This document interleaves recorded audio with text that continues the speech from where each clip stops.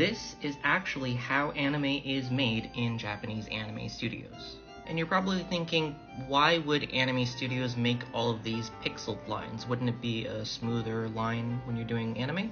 Well, let me show you. So if you go onto YouTube and look up any anime behind the scenes footage, you might notice that some of them are using a program to color in shots, and you can see that these lines are really thick looking and pixeled, and you might be thinking like, oh, this is an old video, but no, this is actually from Violet Evergarden, and this was roughly 6 years ago, so relatively recent in terms of anime.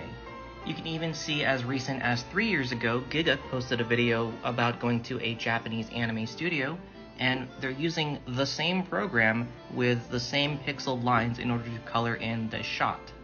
For those of you that are wondering, the software is actually called Redis Paintman, and this is technically a predecessor to Clip Studio Paint.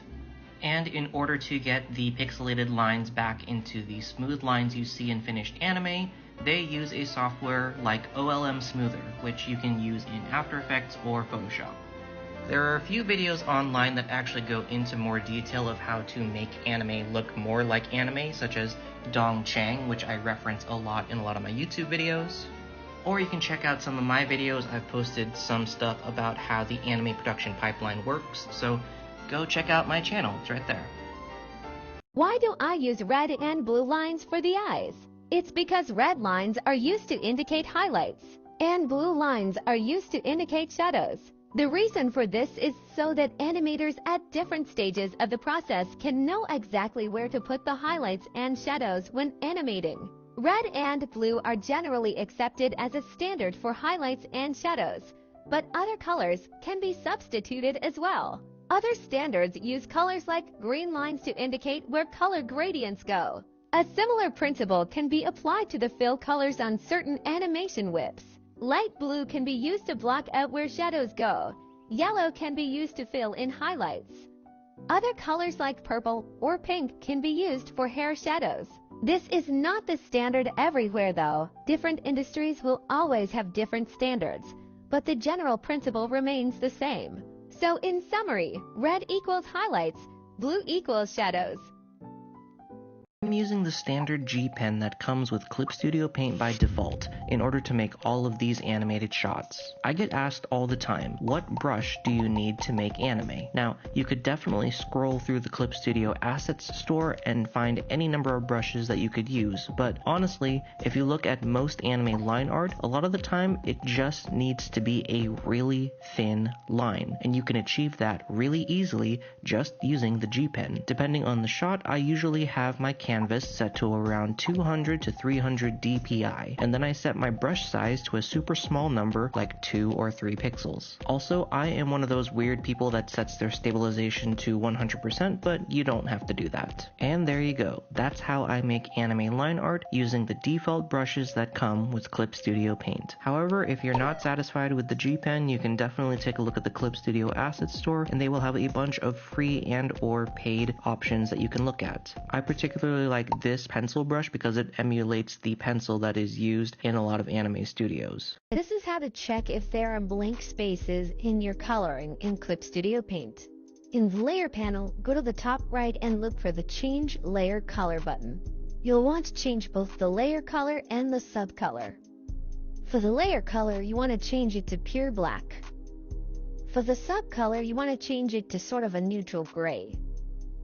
Once that's done, flip on the Change Color Layer button and it will automatically change your colors to this sort of grayish black tone. And you can see that the blank spaces stick out automatically. Same over here in the eye with this edge here and underneath the eyeball. You can also set up an auto action in Clip Studio Paint to automatically make these changes for you in a second. Yes, I realize there are other ways to do this, like you could create a black overlay layer or change the layer color a different way, but in Clip Studio Paint, just having one button to do everything for you makes things so much easier. Hope you found this helpful, and be sure to follow for more tips and tricks on Clip Studio Paint.